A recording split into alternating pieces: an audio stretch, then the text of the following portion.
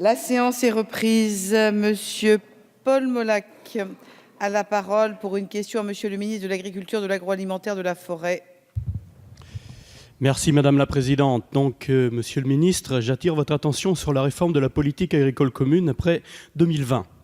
La PAC actuelle est issue des accords de Luxembourg de 2003 qui a consacré la fin des quotas laitiers pour 2015, l'affaiblissement des outils de régulation du marché et le découplage des aides avec la bénédiction des autorités françaises de l'époque.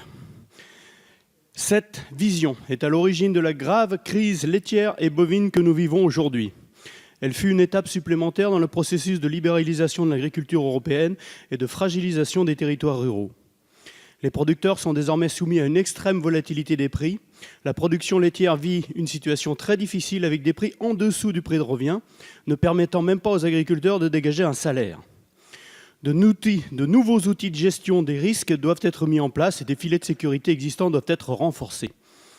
La crise actuelle incite donc à repenser les mécanismes de la crise et les outils de régulation du marché. Or, lors du Conseil informel sur l'avenir de la PAC après 2020 qui s'est tenu à Amsterdam en mai dernier, la tournure très libérale prise ne semble pas devoir être remise en cause, bien au contraire.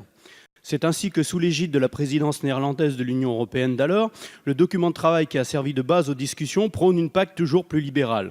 On peut y lire qu'il faut donner la liberté aux agriculteurs de devenir des entrepreneurs pour innover et être compétitifs sur les marchés européens et internationaux.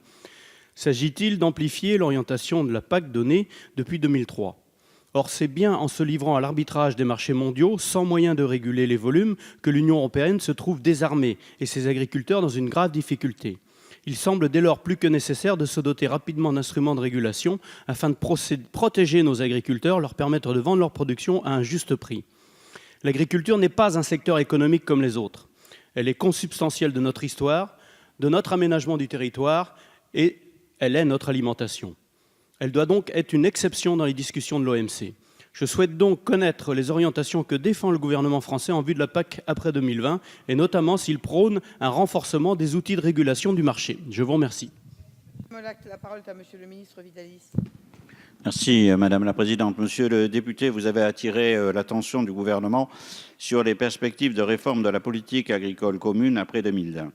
Vous demandez en particulier un renforcement des outils de régulation du marché. Les outils d'intervention sur les marchés et le filet de sécurité européen existent et peuvent accompagner les agriculteurs à surmonter les crises. La France a défendu ces outils et leur renforcement lors de la réforme de 2013. On le voit, il est toujours possible d'intervenir, comme a fini par le faire l'Union européenne dans la crise laitière récente, mais cela demande une détermination politique sans relâche, ce dont n'a pas manqué le ministre de l'Agriculture français à cette occasion, que ce soit dans le constat de la surproduction ou au travers des solutions proposées pour agir. Face à des crises comme celle que nous traversons, d'une ampleur et d'une durée exceptionnelles, des réponses d'ampleur et coordonnées à l'échelle européenne sont nécessaires en déployant les outils de régulation des marchés que nous avons contribué à maintenir et à renforcer en 2013. La France considère cependant que la réactivité de l'Union européenne doit encore être renforcée et les outils de gestion des risques doivent encore s'améliorer et se diversifier.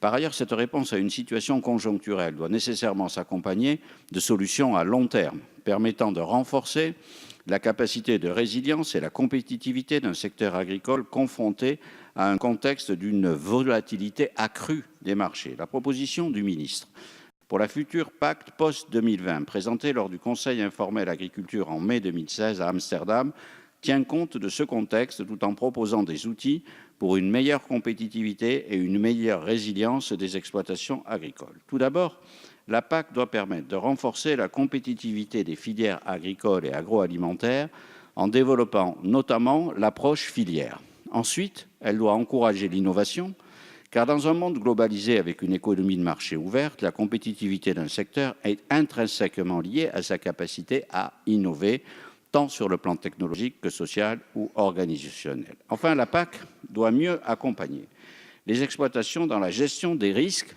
et des aléas sanitaires, climatiques ou économiques majeurs qui se multiplient. La crise actuelle que traversent plusieurs filières souligne bien ce besoin d'outils adaptés qui devient même une condition nécessaire à l'atteinte des objectifs de compétitivité et de durabilité. Il est donc proposé, pour la future PAC, de renforcer et développer une panoplie d'instruments et de gestion des risques et des aléas. Pour favoriser le renforcement de la capacité de résilience propre au niveau des exploitations à travers la diversification des revenus et des modes de production pour une moindre dépendance aux intrants extérieurs et donc aux marchés et aux aléas.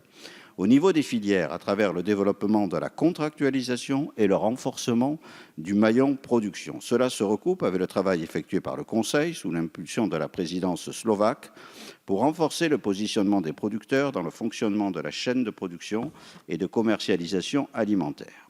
En cas d'aléa, plusieurs dispositifs complémentaires pourraient intervenir. Des mesures exceptionnelles de régulation des marchés pour intervenir rapidement, limiter les conséquences et l'ampleur des crises. Des outils de gestion des risques climatiques et sanitaires, assurance récolte, fonds de mutualisation sanitaire pour l'indemnisation des pertes, un outil efficace de prise en charge des aléas économiques de type assurance chiffre d'affaires ou outil de stabilisation des revenus conditionné à la souscription à une assurance et à la contribution au fonds de mutualisation. Et enfin, un outil efficace de soutien de la trésorerie des exploitants qui prendrait la forme d'une épargne de précaution obligatoire permettant d'introduire un caractère contracyclique à la PAC.